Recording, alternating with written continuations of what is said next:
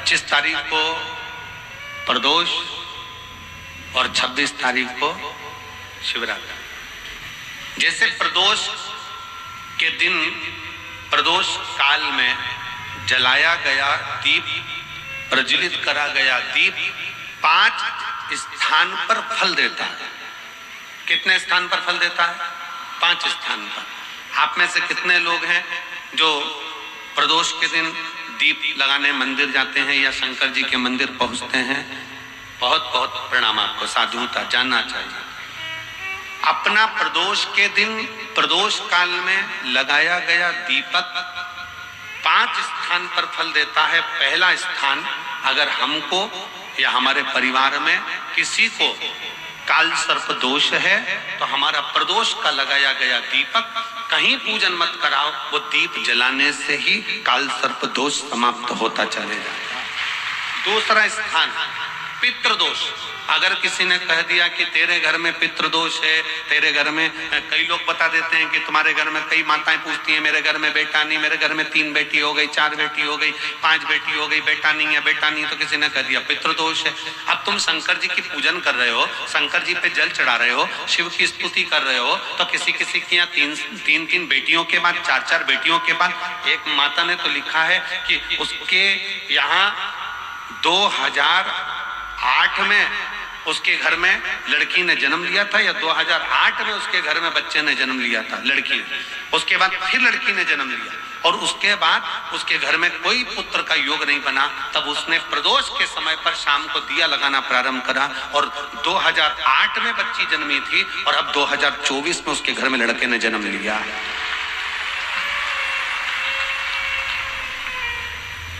दो 2024 में उसके घर में पुत्र ने जन्म लिया। वो बेटी होगी यहाँ पर कहीं ना कहीं, जिसके घर में बेटे, पहले की लड़की हुई, फिर 2 जुड़वा लड़की हुई, जुड़वा लड़की में से एक लड़की शांत हो गई, फिर आखिरी में बच्ची के कारण बस संतान प्राप्ति का योग नहीं बना। आखिरी में उसने फिर पुनः भगवान शंकर के प्रदोष काल में दीप जलाना प्रारंभ कर। कहीं बैठी हो तो हाथ हिला सकती हैं, अगर कहीं बैठी हो। कितना कितना विचित्र कर्म है, जरा विचार करिएगा कि प्रदोष काल का लगाया गया दीपक, प्रदोष काल, प्रदोष के दिन प्रदोष काल का जो दीपदान होता है वो सरल नहीं होता, वो सहज नहीं होता। 5 स्थान की पूर्ति करता है। पहला, जम के बोलो, पहला स्थान किस चीज के लिए? काल सर्पदोष के लिए। दूसरा पितृदोष। कैसा भी तुम्हें कोई पितृदोष बता दे, कितना भी तुमसे कोई कह दे कि तेरे घर में पितृ का दोष है, तेरे घर में ये दोष है, अगर आप प्रदोष के दिन प्रदोष काल में अर्थात सूर्य अस्त के समय के 2:45 तक का जो समय होता है, 2 घंटे के समय का, उसके अंतर्गत अगर आप प्रदोष काल के समय में भगवान शंकर को दीप लगाने के लिए अगर पहुंचे हो तो वो आपको फल देगा ही, पितृदोष का निवारण होगा ही, चाहे तुम कुछ करो चाहे मत करो, और पितृ की शांति करा दे। दूसरे नंबर पर है पितृदोष। तीसरे नंबर पर है वास्तु दोष। हमारे घर का, अब एक बहुत सावधानी से श्रवण करने वाला विषय है।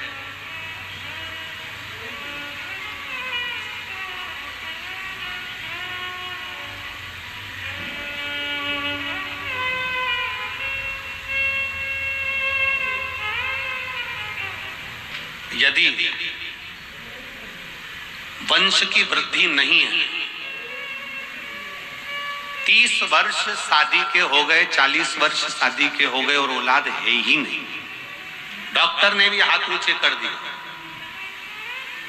टेस्ट पे भी करवाया, IVF करवाया, सब कुछ तुमने करवा लिया, तो भी औलाद नहीं है, तब आखिरी में एक काम चालू करो, प्रदोष का दिन दोनों पति पत्नी व्रत चालू कर दो प्रदोष का, और प्रदोष काल में शाम के समय जाकर एक ही दिए में 2 लंबी बाती जानते हो ना, रुई की लंबी कपास की बाती 2, और दोनों बाती एक ही दिए में रखकर पति पत्नी दोनों उसको प्रज्वलित करना प्रारंभ करें, बाबा संतान देकर ही रहेगा, औलाद आएगी ही।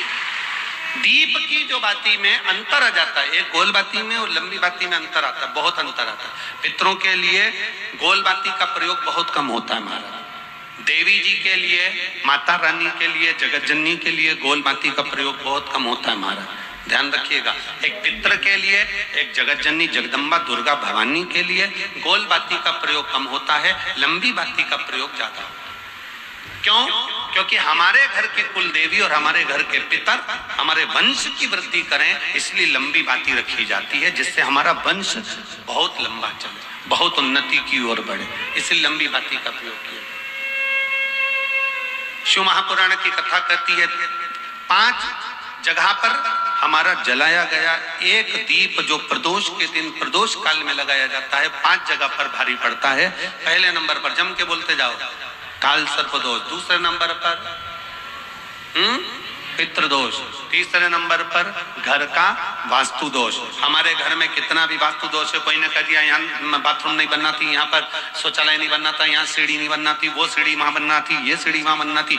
तुम पूरा घर तोड़वा के देख लो, उसके बाद में जैसा वास्तु वाले हैं वैसा करा कर देख लो, उसके बाद भी तुमको शांति नहीं मिले तो समझ लेना कि तुम्हारे घर में अब वास्तु दोष तो तुमने दिखाकर समाप्त कर लिया, फिर भी वो समाप्त नहीं हो रहा, तो प्रदोष काल का लगाया गया प्रदोष के समय का दिया आखिरी में वास्तु दोष को भी समाप्त कर देता है और उसमें भी फल प्रदान करता है।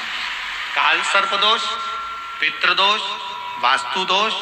चौथे नंबर पर 1 रुपया कमाया, 1.25 रुपए खर्च हुआ, पैसा आया गया, ये चौथे नंबर का व्यापार में थोड़े दिन दुकान अच्छी चली, थोड़े दिन बैठ गए, थोड़े दिन काम चला, थोड़े दिन बैठ गए, गाड़ी चली थोड़े दिन फिर बैठ गए, अर्थात हमारी फैक्ट्री थोड़े दिन चली फिर बैठ गए, कहीं ना कहीं तकलीफ, थोड़े दिन खाते थोड़े दिन रोते वाला चल रहा है। तो प्रदोष काल का प्रदोष के समय का दिया इस दुख को समाप्त कर कर रेगुलर एक जैसी सांझी, एक जैसी लक्ष्मी की वृद्धि करते चले गए, प्रदोष काल का। और 5वें नंबर का प्रदोष काल का दिया, प्रदोष समय का दिया 5वें नंबर पर रोग का निवारण का, रोग निवारण।